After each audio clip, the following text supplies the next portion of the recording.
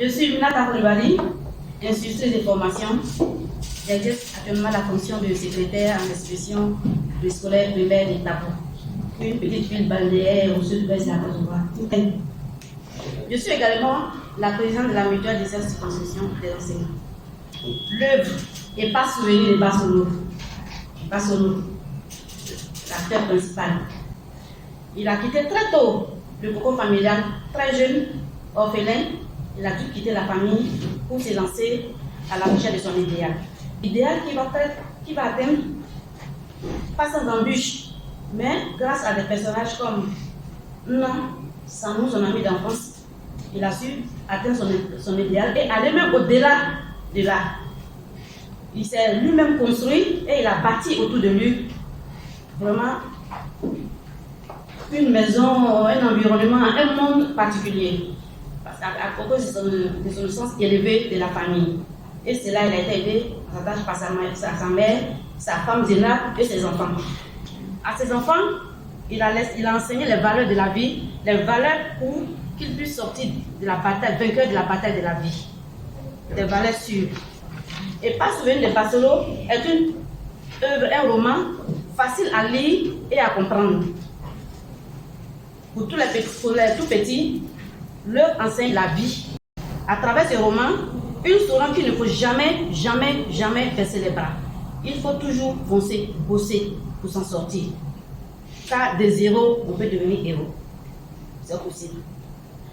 Et Pas souvenir de Basolo est bien et belle, une leçon de vie.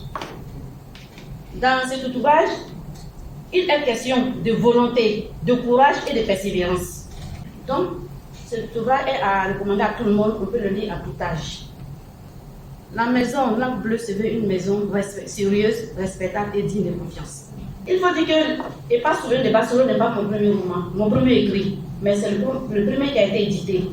J'ai fait ce choix pour rendre hommage à mon père, à ce grand homme qui a su se rendre utile. Je voulais l'immortaliser. Je suis Charles Pémont, éditeur, directeur général des éditions Langue Bleue, président de l'association des éditeurs de Côte d'Ivoire, CEDI, et nous venons de présenter aujourd'hui une œuvre que nous avons publiée, un ouvrage de Minata Koulibaly, que nous avons publié aux éditions Langue Bleue. C'est un livre écrit par une jeune dame courageuse, Minata Koulibaly, qui a voulu rendre hommage à son père. Elle rend hommage à Basolo, un self-made man, un homme analphabète qui arrive en ville, qui sort d'une famille où il n'a pas vraiment vécu à sa mère et qui essaie de se tracer un chemin dans la vie. Il arrive à la grande ville, il se bat pour se faire une place au soleil. Après, l'amour maternel lui manquant, il va à la recherche de sa mère, il la retrouve, il retrouve un certain équilibre et quand il revient, il est comme rempli d'une énergie nouvelle pour mieux affronter la vie et cela lui réussit. Il arrive à bâtir des entreprises, à faire des affaires qui malheureusement vont se détériorer parce que le choix des personnes avec lesquelles il a travaillé l'a trahi, on peut le dire.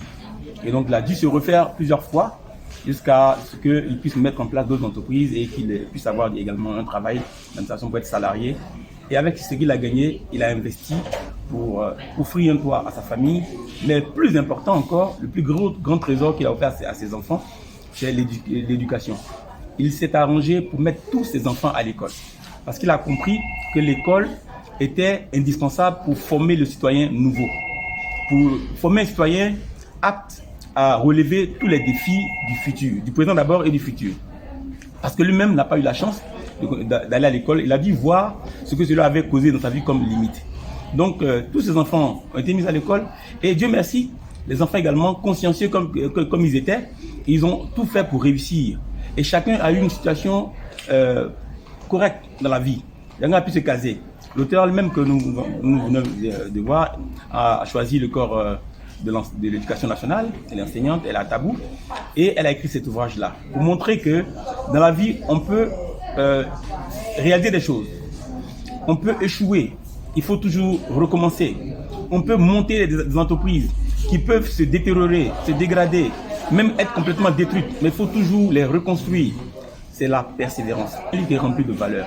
Il enseigne les valeurs de l'amitié, de la solidarité, de la fraternité, de l'endurance, du courage, de la volonté, de la détermination, mais également montre des antivaleurs comme l'ingratitude, en les dépeignant de façon à ce que le lecteur ne s'engouffre pas dans ces chemins-là.